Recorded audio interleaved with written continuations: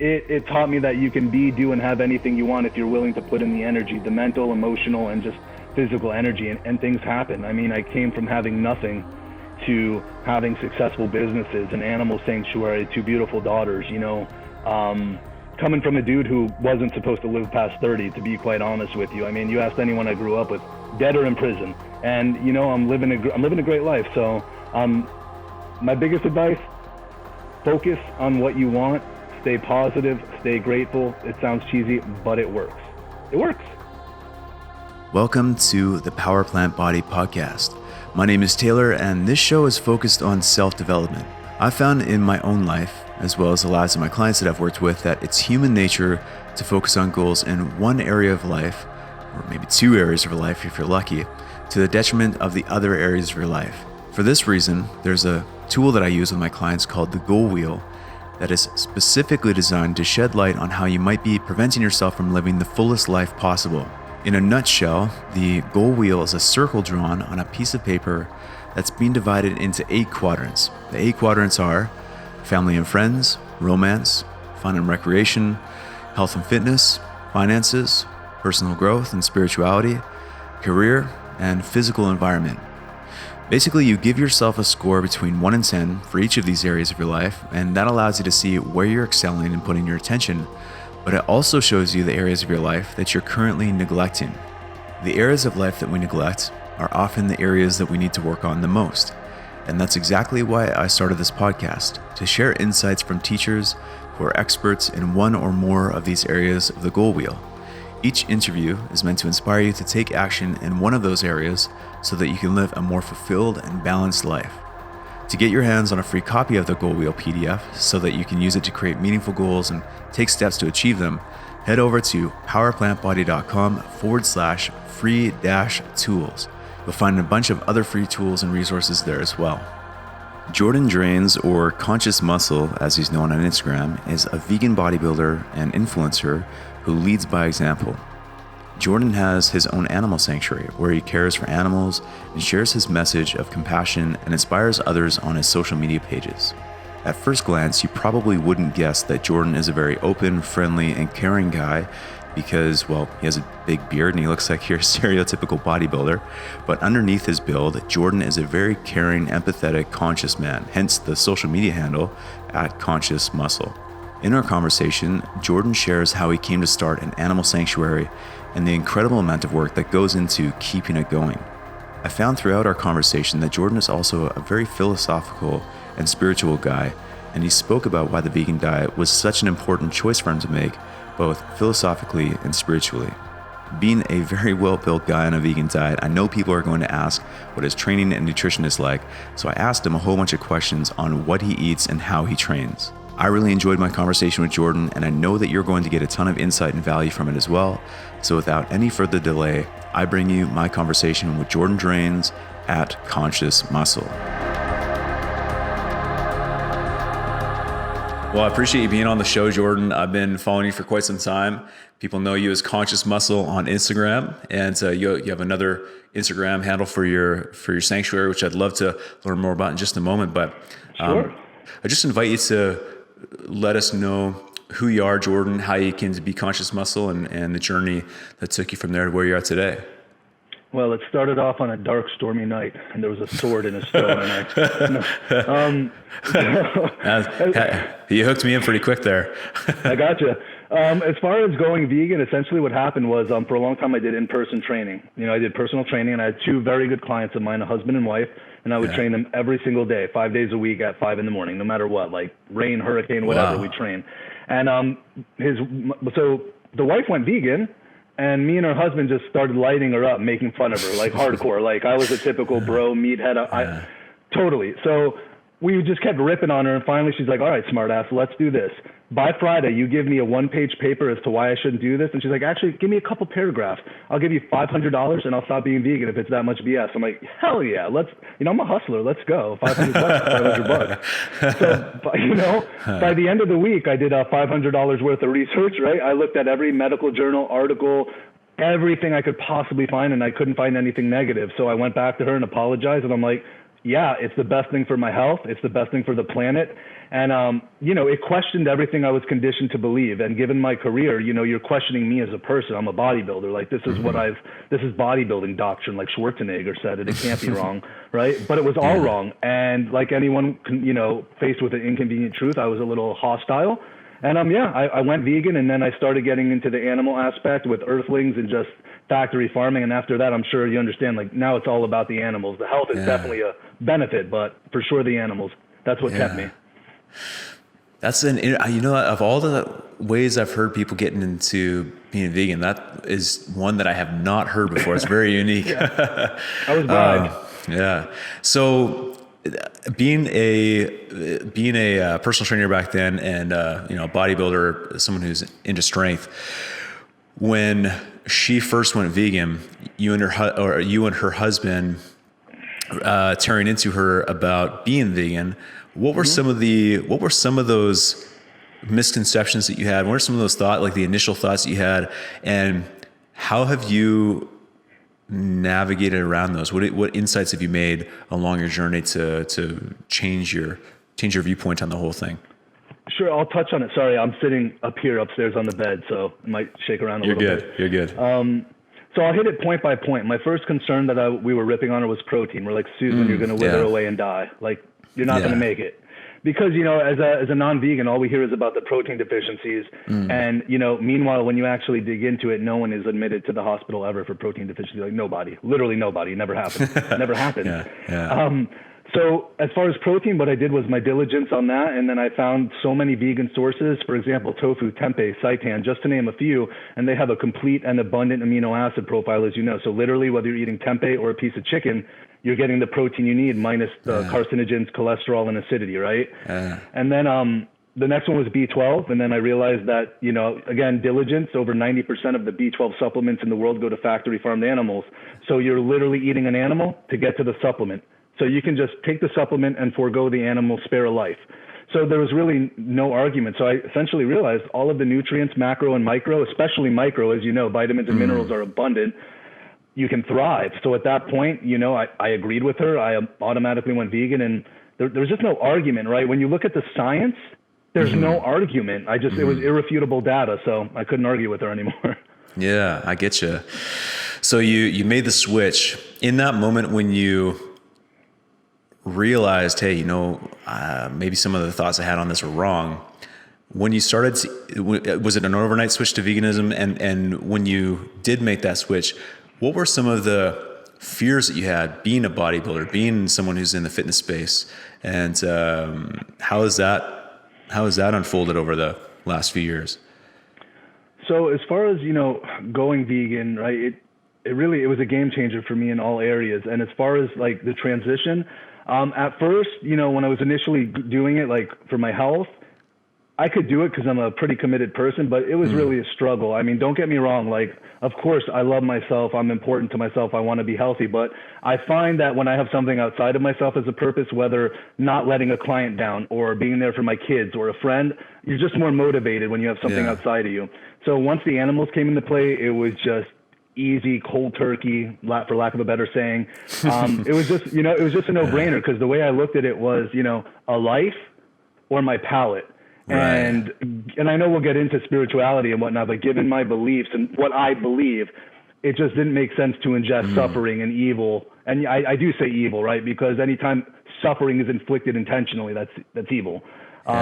There's just no looking back, man. And as far as my only worries was the protein, but again, that was quickly alleviated. I was a little concerned about guys that were like myself. That would be like, dude, what the hell are you doing? But but as I progressed, I'm sure you've heard it plenty. You're in great shape. So, when people hear you're vegan, they look at you like, come on, man, like eating steak in the closet, like, But it's even better because when you're faced with guys like that, they tend to be really receptive because you are in shape. So I find like the big bros that are usually considered like tools or D-bags, believe it or not, are incredibly open. And those are the people we want to move over to our side. We want them as vegans. That's why when like hardcore militant vegans, which I get because I was when I started, but I realized, it's the dialogues and communications we have with other people that are going to elicit change. So if I see a guy there eating a steak and I'm like, F you meat-eating carnivore, he doesn't want to hear what I have to say. Meanwhile, if I'm like, hey man, you know, when's the last time you checked your cholesterol, bro? It's through the roof. You're a bodybuilder. your veins are popping out of your forehead as we're speaking, bro. You know, it was good though. Yeah, I couldn't agree more on that front. You know, there is a place for like the more I don't even know how to phrase it, because the wording often comes up as militant vegan, right? It's like that's a cliche, but I have to figure out a better way to say that. But people who are into really in your face activism, there's a place for that for sure. But it's been my experience, and definitely what I feel more aligned to is creating a space for people to be curious. For you do that really well too, right? Like you're a massive dude and you're super strong, and then people go, wait a minute, this dude. Well, and then they go, wait a minute, this dude is vegan. like that doesn't make sense to me. And then the curiosity factor is sparked, and they start to maybe ask themselves some questions, and then you're there to like feed them a few answers here and there. You know, if they have a question, you can answer them.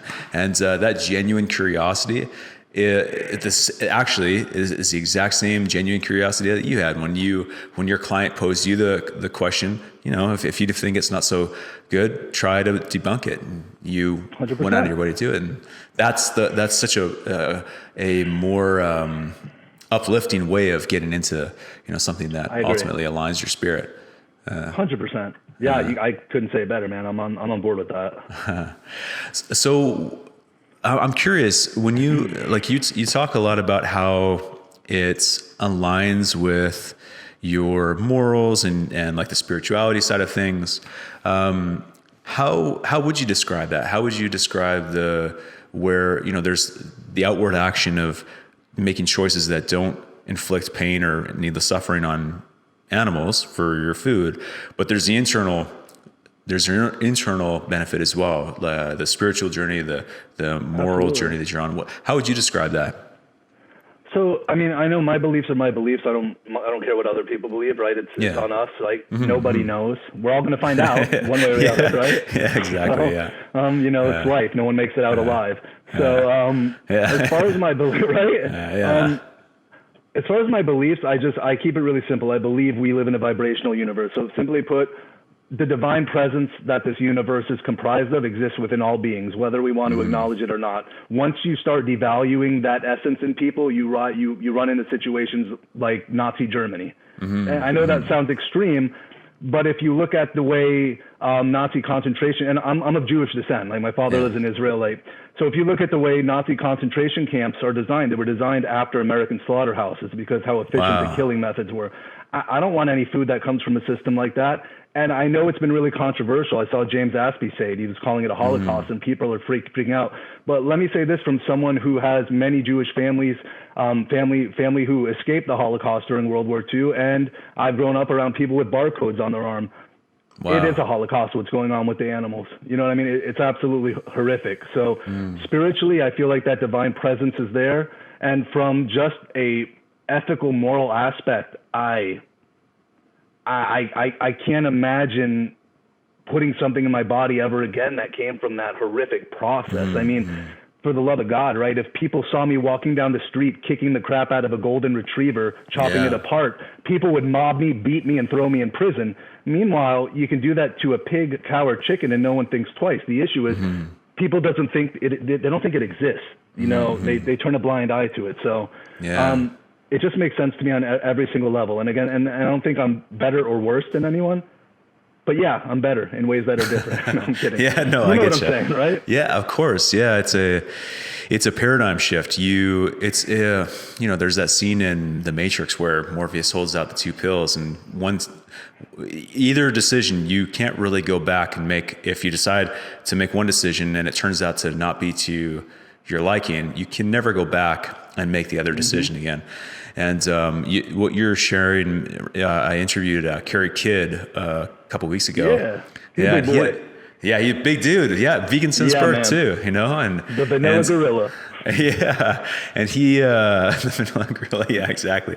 And he had a very similar thought process to you, or like feeling to you, which is this idea of vibration. I just had a thought pop into my head this morning. as us making breakfast, we use in our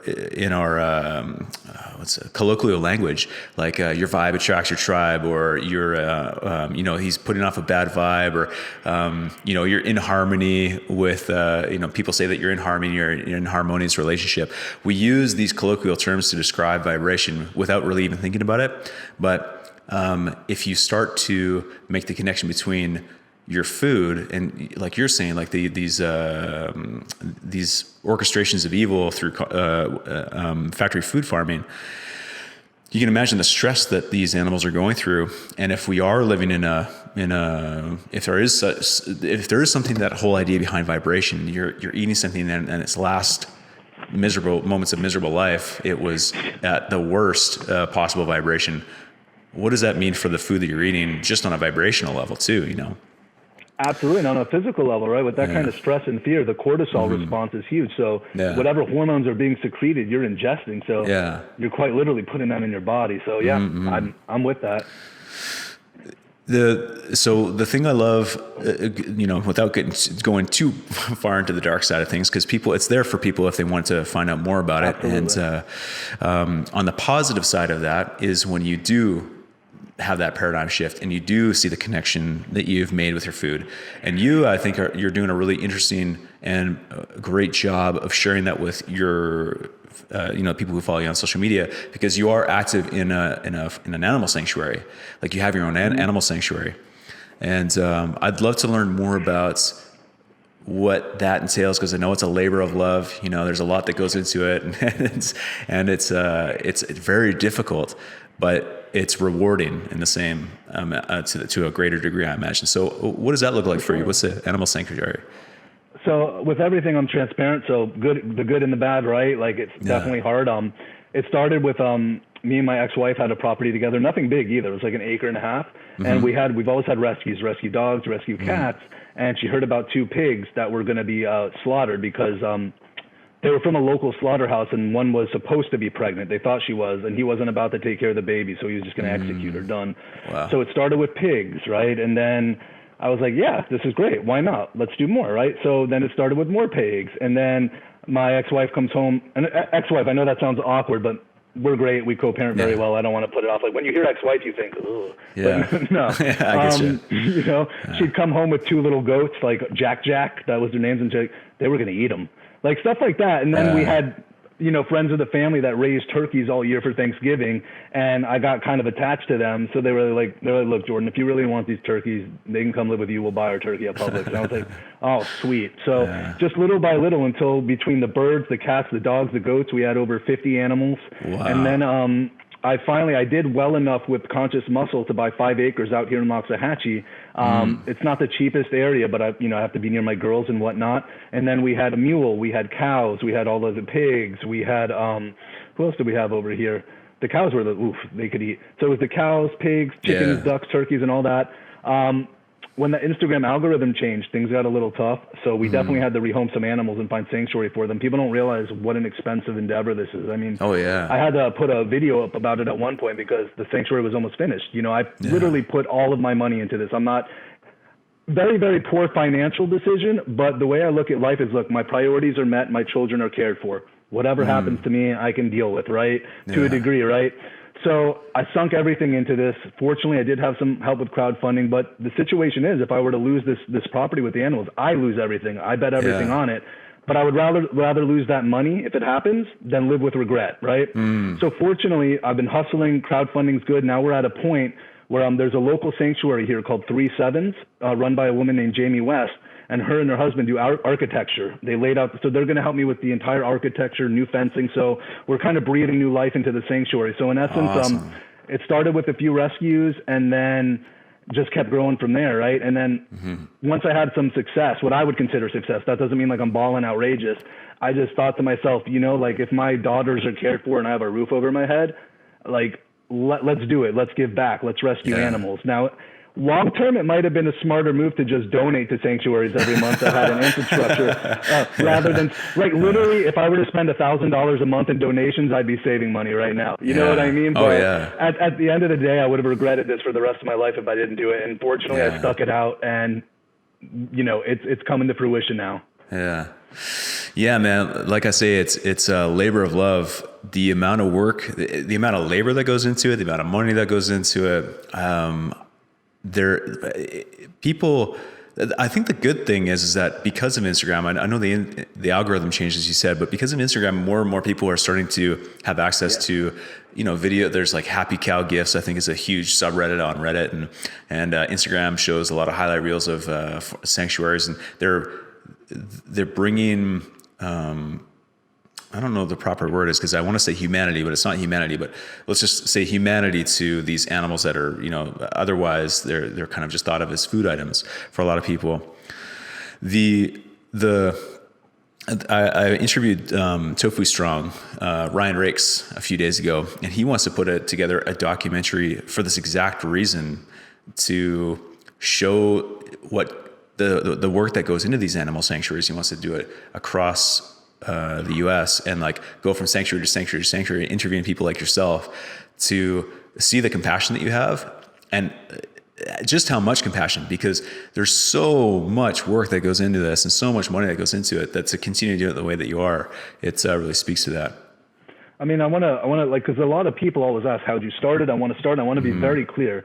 Like, I don't regret it, and I'm going to keep doing it the rest of my life. And, with everything happening now with the new volunteer base and crowdfunding and business picking up, we're going to, like, the sanctuary is great now, but we're actually able to expand it and grow and take in more animals, which is great. But you can only take in so many. My point in this is this: in life, you're going to have to choose your sacrifice. It's going to happen no matter what, whether it's having kids, having a job with certain hours, wanting to attain some physique goals. So I can't think of a better sacrifice. Yeah. Sacrifice some time and money to rescue animals, to save lives. So for those of you out there who want to start a sanctuary, don't think I'm like some superhuman balancing all of this perfect every day. There's more than enough on my plate and I can barely balance it. So if you get into this, it's worth it, but just don't think you're going to go into it and everything's going to be smooth. That's not the case. No. Sometimes a piggy gets under the fence and you gotta run around the neighborhood to get a pig. It happens. And they're big.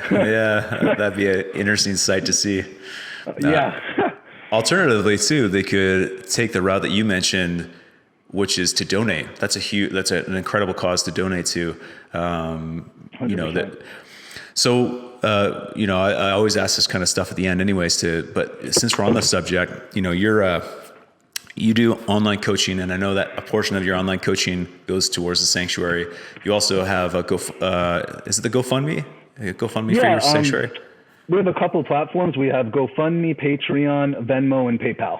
Right. So if someone is hearing this and they do want to donate however they can, then that's probably the best place to do it. I'll put all that in the show notes. I'll also, for the video, I'll put a little link to where to go.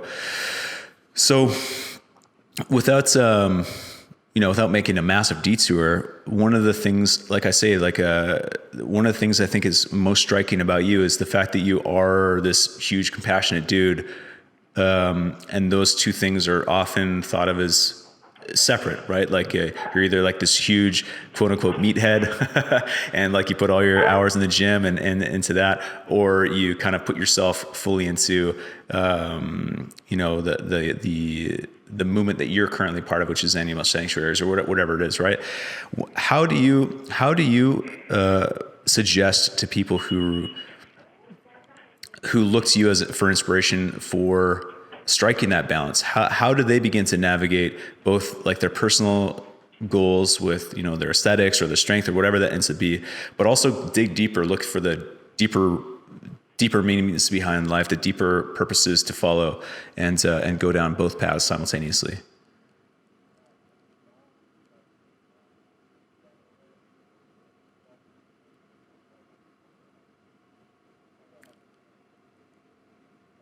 Yeah.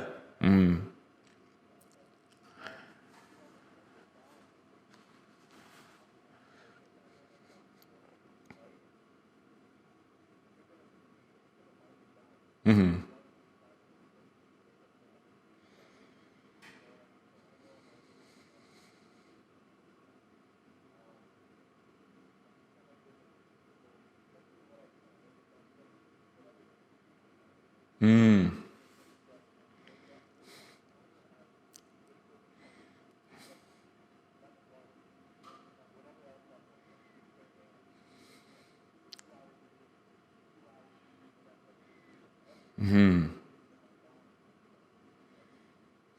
Mm-hmm.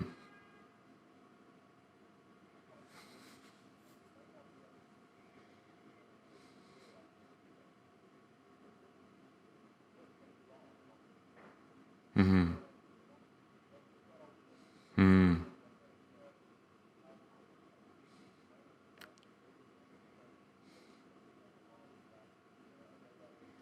Mm-hmm.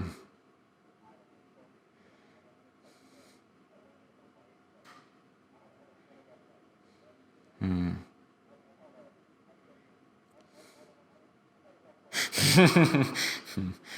Yeah.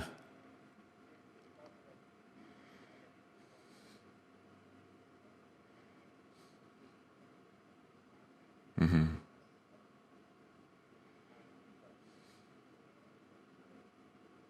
Mm-hmm. Mm-hmm. Yeah. Yeah.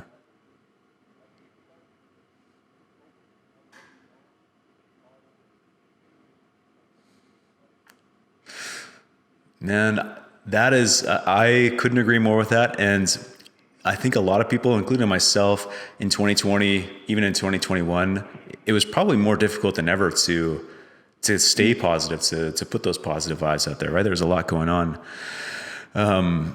You just got to remember, your worst day is somebody's best day somewhere in the Oh, I world. like that. Yeah. I You like know, that.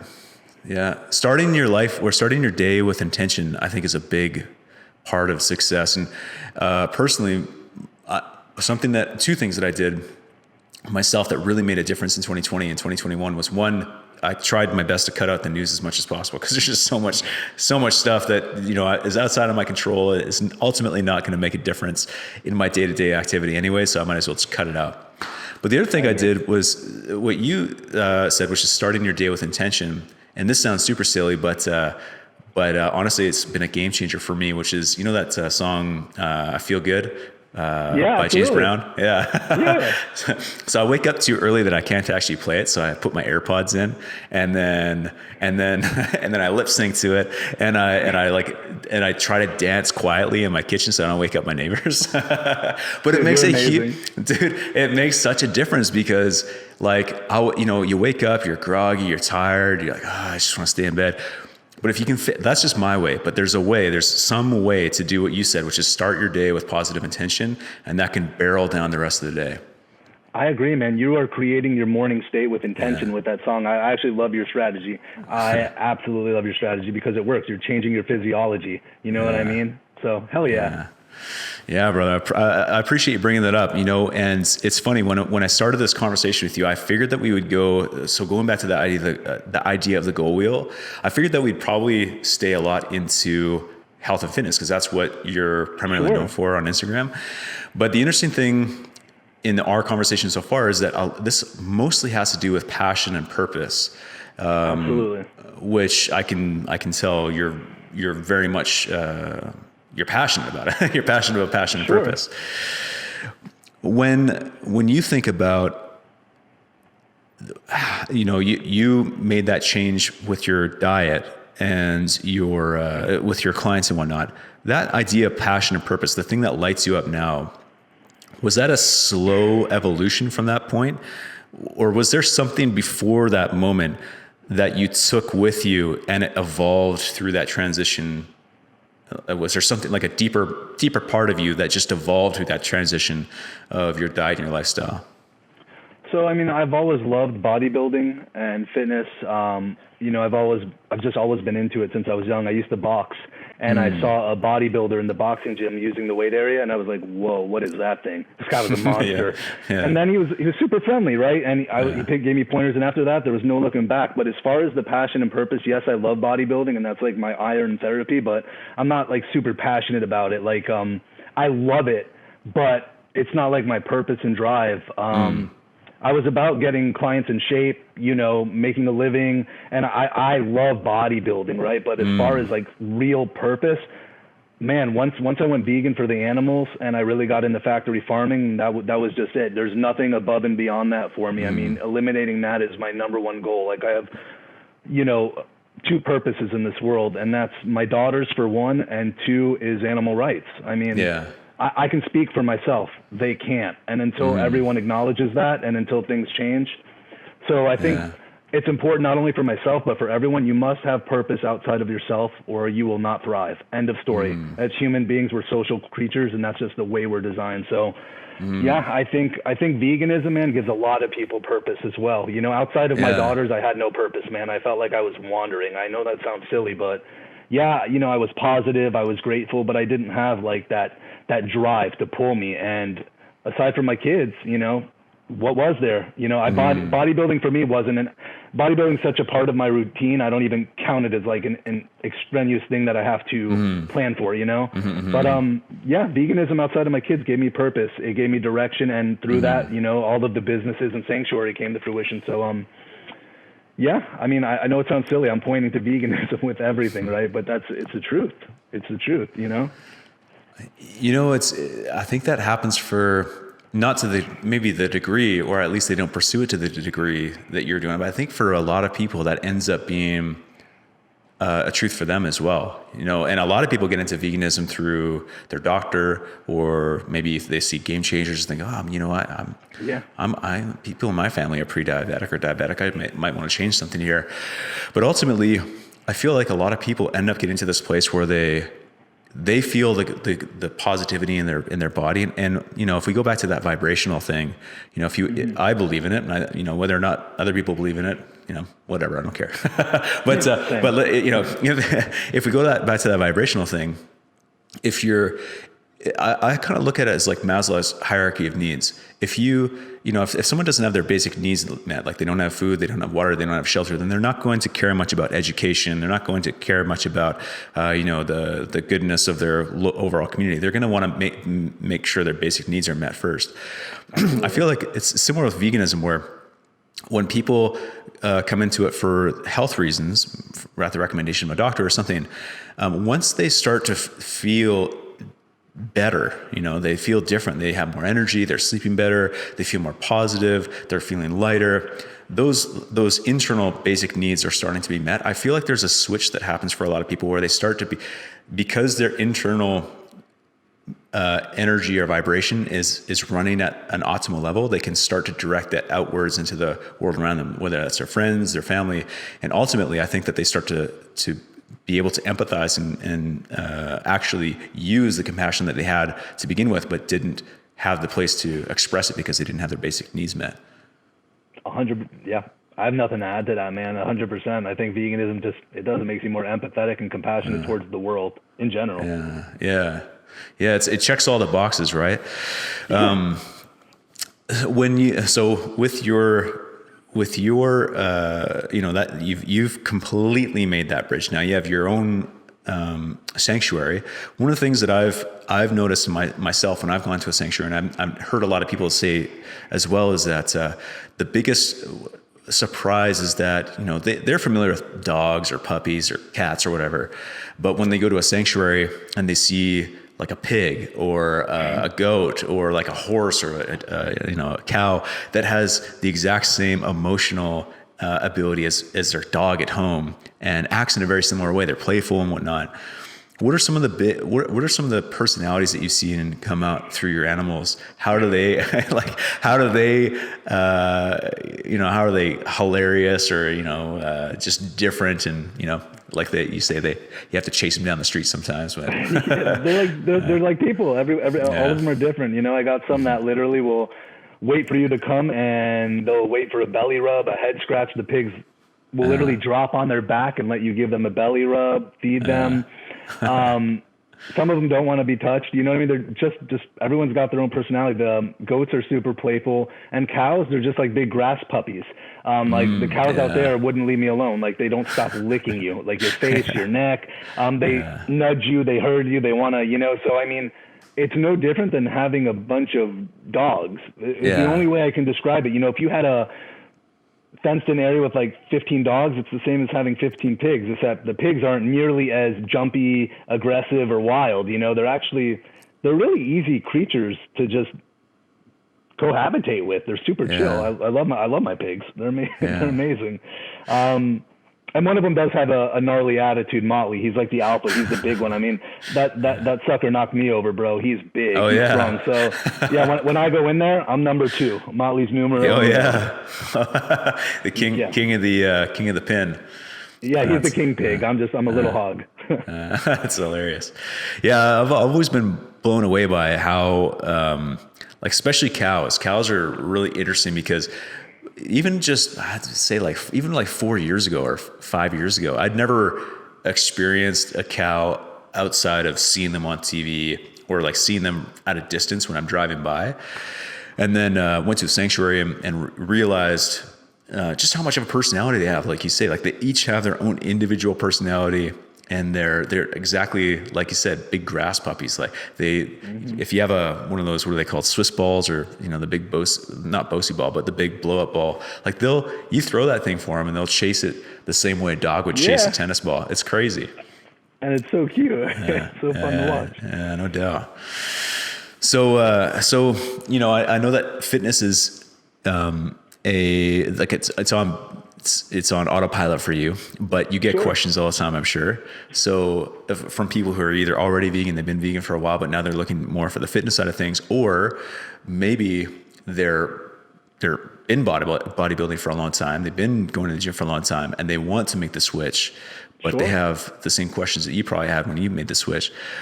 What are some common questions that you get from people, and how do you often help them answer those questions? Sure. So like I was saying, it's ingrained in me, kind of like math. If you're good at math, your math. I'm good at nutrition and training. It's just, I've studied it my whole life. So with vegans who want to get in the best shape of their life, some questions I always get are, where do I get my protein from? Mm-hmm. Yes, as a vegan, we know we can get it, but we don't know where. So that's important. It's important to balance out your macronutrients, meaning your carbohydrates, fats, and proteins, which is what calories are comprised of. A lot of people go vegan and they see these silly videos on YouTube and they think they can get by eating like 30 bananas a day. Or, and I'm sorry for all y'all out there watching this, fruitarians. That shouldn't be a thing. That's ridiculous. I'm sorry. Unfollow me. I don't care. Ridiculous. You need protein to thrive. If you don't understand, it's science. Protein is the only macro comprised of amino acids, which actually builds muscle and tissue. So the biggest thing is, where do they get their protein? And essentially what I do for clients is I basically, around their body and goals, I design a menu and I tell them exactly what to eat and how much of it. So there's no guesswork. And then it becomes habitual. Likewise with bodybuilders or people who want to transition, we keep it very simple. This is your menu. This is designed around your body and goals. Here's what you're going to eat. All you have to do is follow this menu and the transition will happen by default. Even better, while that transition is happening, you're going to see changes in your body. You're going to yield results. And for the majority of our society, that's all it takes. Fitness is essentially what social media is. Everything's fitness driven. You can see shirtless dudes and chicks in bikinis all day long on Instagram. That's pretty much the majority of Instagram, right? So let's face it, sex sells. So plant-based doctor coming up to a group of people and saying, I have a very healthy heart. No one cares. But you go up there and you flex your guns and you show your vegan booty. You know what I mean? People who want that, once they see that's attainable, let's be honest, that's people's biggest fear. Guys, am I going to lose muscle? And women, same thing. Am I going to lose my form? So that's really the biggest thing, right? So I basically show them that it's basic science. If you eat this way and you train this way, you will get in the best shape of your life. And like you said, they'll feel better. And once you feel better, there's that incentive to keep going. So I think that's the majority of the questions I get is, one, where to get the protein, and two, can I eat 1 million carbohydrates? Carbs are the greatest. Hell yeah. So and you mentioned training too. Sure. I mentioned there's different types of training for different types of people, but what are some of the common questions you get about training? What are some of them, actually, probably even more so, what are some of the common misconceptions about training that you hear from people, and how do you address those?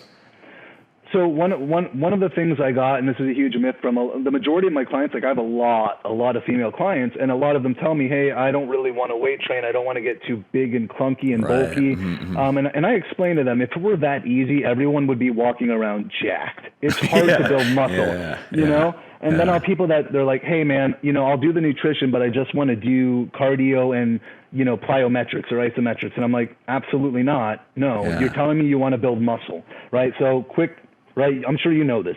The only way to build muscle is to recruit fiber in the gym. So you lift weight to tear down the fiber, you eat protein to rebuild it bigger and stronger. It's really that simple. So I have to kind of convince some people that weight training is not only for building muscle, but it's a permanent solution for fat loss, because to sustain muscle, it requires a lot more calories. So you're burning more calories during the day with the more lean muscle you have. So I think the biggest thing in terms of training is emphasizing the importance of weight training, the volume of it. And cardio has its place for cardiovascular health and caloric burning. But again, it's a win-win. If you do your weight training first, you deplete your glycogen, and glycogen is stored carbohydrates. So once you deplete your stored carbs, what do you have left to burn? Body fat, right? And you're not worried about muscle because you're getting enough protein to feed it. So biggest things, weight training, the importance of weight training, and also actually doing it right and going to the gym. You got to train at least 3 to 4 days a week, at least. You know, you can't go to the gym a couple days and take a week off. It's all about consistency. So weight training, I think, is one of the biggest things with people that needs to be emphasized. Yeah, it's that bulky thing. I think is a huge boulder in the path to a lot of people's goals, which is to be that healthier, leaner version of themselves, and thinking that, if I lift a dumbbell, I'm gonna, you know, have giant shoulders or something. That's not, like you say, it's not the case. I wish. Yeah, that'd be awesome. I'm waiting for that day. Me too.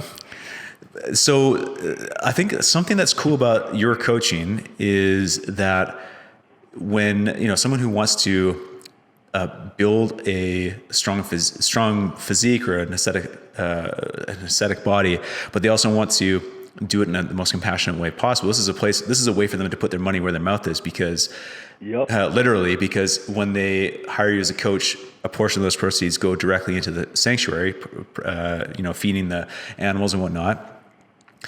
So someone listening right now, they're like, you know what? This is something I want to do. I kind of let myself go in 2020, or, you know, I've just never made it a priority in my life. So someone's interested in vegan fitness and especially interested in hiring you as a coach. What does that look like for them? What's the process look like for them? How do they know if it's a good fit for them? And then where would they reach out? So what they can do is go to www.consciousmuscle.net or consciousmuscle@gmail.com for an email, or I know you said you'd put the tags below, my Instagram, you can shoot me a DM. So essentially, in terms of the process, it's really simple. Once they click the link in my bio or they go to my website, all the packages are on the front page with explanations of everything. And I have a very simple process. You purchase your program, it takes you right to your beginning questionnaire to go over your statistics and goals. Within 24 hours, I get the program your way, and then we go over any questions and make sure it's a perfect fit before you start. And the benefit to this is because I have a lot of people that transition, I don't just send the program and say, may the force be with you, like best of luck. Like, you know, you send me emails, I answer your questions. You know, I know a lot of coaches like have people all over the world doing their work and putting stuff together for them. But if you need something, if my clients need anything, I'm there to assist them, you know, because at the end of the day, the way I've, you know, been so successful with business is client transformation. So your money doesn't do as much for me as your success. That transformation will get me exponentially more clients than what I'm getting from one interaction. So believe me, your results are probably more important to me than they are to you. So I guarantee my clients' results 100%. So, well, and I see, that simple. And I see your clients' success on your Instagram. If you go to your Instagram, conscious_muscle, you post regularly, like people who have didn't have a six pack and now they do, you know, or didn't have muscle and now they do. So, I mean, if the proof is in the pudding, as they say, I think it's, you know, if anyone wants to reach out and start that process, then your Instagram is probably a great place to go and then fill out the form on your website. Yeah. Let me emphasize, even though you're putting it below, like you said, it's conscious_muscle. The reason I'm saying that is I have no idea why, but there's been a couple accounts created and they word it a little differently. and they use my pictures and pretend to be me. And it's the weirdest thing because they're not directing them anywhere other than my, Like, oh, wow. It's you made it, bro. You made it. You're famous. And the weird thing is, it's not like they're trolling. Like, they have my website in their bio, so traffic's still being direct. I don't understand. But crazy, huh? Go figure. Yeah. Well, man, I want to be respectful of your time because I know we're coming up on almost an hour here. So you got pigs to feed. You got family to look after. But there's the question that I usually like to ask people at the end of this is, especially people who are on Instagram or YouTube, people who have social media profiles, it's easy to get misunderstood, right? It's easy to put out things and want them to be received one way, and for people to have misunderstandings about how they receive it or how they look at it. Sure. The question is, how are you often misunderstood, and what do you wish more people knew about you? So, listen, I know how I look, and this has been my look for a long, like, this is who I am, right? I know, the man bun, the beard, the tattoos, like, biggest tool in the box, all that, you know what I mean?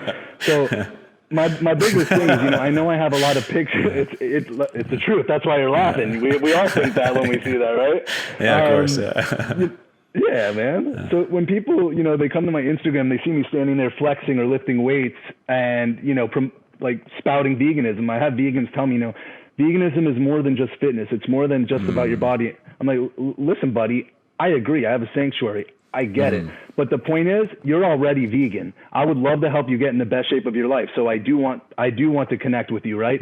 But more importantly is me reaching those people who are not vegan. And for guys out there that are trying to build muscle mass, I feel like when they look at me doing one of those like pictures, they're like, oh, that's really cool. I'd like to look at that. So I think my biggest thing would be the vegan community understanding. It's not that you're flaunting your ego or saying, hey, look at me. Because believe me, like everyone, I have body issues. I'm not happy with where I'm at. We're all works in progress. It's about enticing people to look at the vegan lifestyle. It's that simple. So, I know many male coaches and people that do that. I know many females that, like to show off their hard work in their body because that's what's going to resonate with people. So that's my biggest thing. Know the purpose. Know it's to get people to become vegan. That's the most important thing.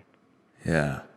I agree. It's, giving different people respond to different ideas or images or whatever. And the fact that you're reaching people who want to take that next step into their health or compassionate way of living, but they have that idea that, I'll lose my muscle, or I won't be strong, or I'll never be that version of myself that I want to be.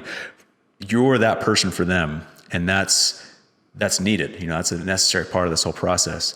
We can't be all things to all people, but we can be, the right thing to a certain number of people.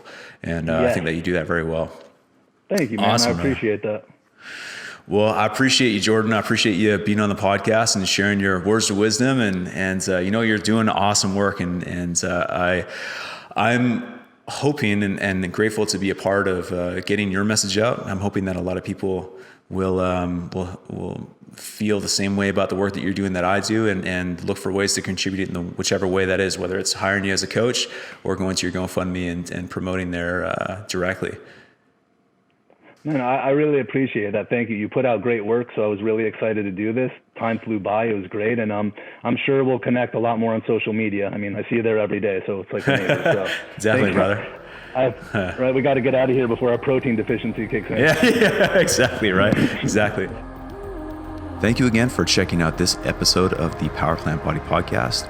If you enjoyed it, I'd be grateful if you left it a rating and review on iTunes, because when you leave it a rating and review, it really helps. It lets iTunes know, and they'll be more likely to promote it to other people who could also benefit from hearing these conversations. And feel free to share this episode with anybody that you think could benefit from Jordan's insights into building muscle on a vegan diet. And you can find Jordan on Instagram. That's at conscious_muscle, at CONSCIOUS_MUSCLE. And in his bio, he has a link to his website. That's consciousmuscle.net, where you can find more information about his online coaching and apply to become one of his clients to start your own vegan transformation. Don't forget to head over to powerplantbody.com/free-tools to get your hands on a free copy of the Goal Wheel PDF, along with tons of other free tools. I'm regularly adding new resources to that page to help you create the best version of yourself, so you'll definitely want to bookmark it. You can find me on Instagram at The Vegan Trainer. That's at TheVeganTrainer. And feel free to send me a DM if you have any questions or suggestions for future episodes. Thanks again for spending some time with Jordan and I today. I'll see you in the next episode.